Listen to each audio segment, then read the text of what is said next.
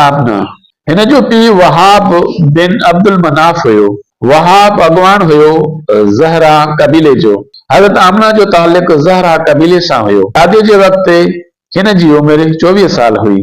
हज़रत आमना नबी करीम सल्लल्लाहु अलैहि वसल्लम जन खे मदीने वठी वई वालिद जी क़ब्र जी ज़ियारत लाइ 6 सालनि जी उमिरि में। हिन सफ़र में गॾु हुया हज़रत आमना, नबी करीम सल्लल्लाहु अलैहि वसल्लम जन ऐं उम्मे ऐमन। टई हिकु महीनो रहिया हुआ मदीने में। हज़रत आमना मुड़ुस जे क़ब्र खां वापसीअ ते अबवा जे मक़ाम वटि 579 ईस्वीअ में वफ़ात कई, 30 सालनि जी उमिरि में मदीने में। अबवा मके ऐं मदीने जे विच में वाक़ियो आहे, बदर जे वेझो। अबवा वटि माउ जी वफ़ात खां पोइ उम्मे ऐमन नबी करीम सल्लल्लाहु अलैहि वसल्लम जन खे मदीने खां मके वठी आई हुई। नबी करीम सल्लल्लाहु अलैहि वसल्लम जन फरमायो हो त उम्मे ऐमन भी मुंहिंजी माउ आहे। अल्लाह ताला सुलह हुदैबिया जे मौक़े ते नबी करीम सल्लल्लाहु अलैहि वसल्लम जन खे इजाज़त ॾिनी हुई पंहिंजे माउ जी क़ब्र जी ज़ियारत करण जी। हिन सफ़र जे दौरान मके खां मदीने ताईं 500 किलोमीटर फ़ासिलो तय कयो हो। नबी करीम सल्लल्लाहु अलैहि वसल्लम जन जा रिश्तेदार। पाण करीम सल्लल्लाहु अलैहि वसल्लम जन जो नानो वहाब बिन अब्दुल मनाफ हुयो। पाण करीम सल्लल्लाहु अलैहि वसल्लम जन जी नानी बर्रा हुई। हिन जो असुल नालो राकीबा हो। पाण सल्लल्लाहु अलैहि वसल्लम जन जो पड़ॾाॾो हाशिम हुयो। पाण करीम सल्लल्लाहु अलैहि वसल्लम जन जी पड़ॾाॾी सलमा हुई। पाण करीम सल्लल्लाहु अलैहि वसल्लम जन जो ॾाॾो अब्दुल मुतलिब हुयो। हिन जो असुल नालो आमिर हुयो। मदीने में हिन जो नालो शीबा हो। मके में हिन जो नालो अब्दुल मुतलिब हुयो।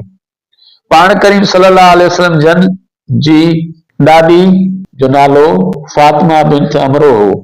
पाण करीम सल्लल्लाहु अलैहि वसल्लम जन जे पीउ जो नालो अब्दुल्लाह हुयो। पाण करीम सल्लल्लाहु अलैहि वसल्लम जन जे माउ जो नालो हज़रत आमना हुयो। पाण करीम सल्लल्लाहु अलैहि वसल्लम जन खे को बि सॻो भाउ ऐं भेण न हुया। नबी करीम सल्लल्लाहु अलैहि वसल्लम जन सां निस्बत। सअद बिन अबी वकास सोट हुयो नबी करीम सल्लल्लाहु अलैहि वसल्लम जन जे वालिद हज़रत अब्दुल्लाह जो। नबी करीम सल्लल्लाहु अलैहि वसल्लम जन जूं मावरूं हुयूं उम्मे ऐमन, सोबिया, खोला बिन्त मुंज़ा, आतिका ऐं हलीमा। ॿी माउ हुई सोबिया। नबी करीम सल्लल्लाहु अलैहि वसल्लम जन जो पहिरियों सहुरो ख़लीद हुयो। नबी करीम सल्लल्लाहु अलैहि वसल्लम जन जो वेगो पीउ हारिस हुयो।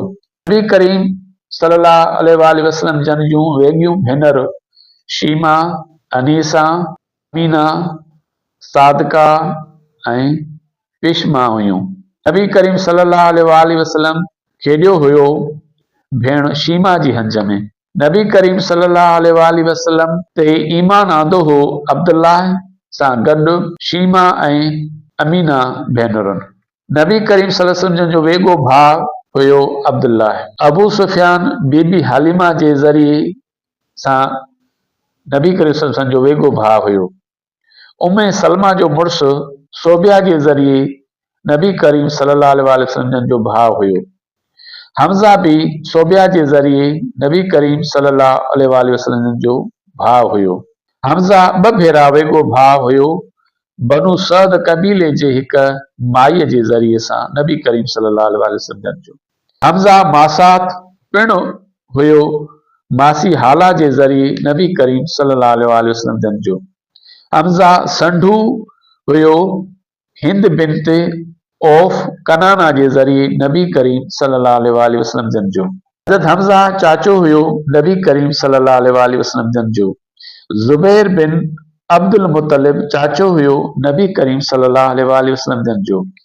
ज़ुबैर बिन अवाम संढू हुयो अस्मा बिन्त अबू बकर जे ज़रिए नबी करीम सल्लल्लाहु अलैहि वसल्लम जन जो। ज़ुबैर बिन अवाम उफ़ाट हुयो नबी करीम सल्लल्लाहु अलैहि वसल्लम जन जो हज़रत सफ़िया जो पुट।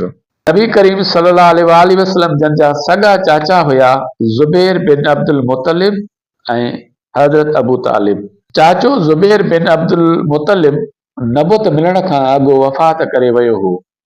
अब्दुल्लाह बिन जहश सोट हुयो नबी करीम सल्लल्लाहु अलैहि वसल्लम जन जो।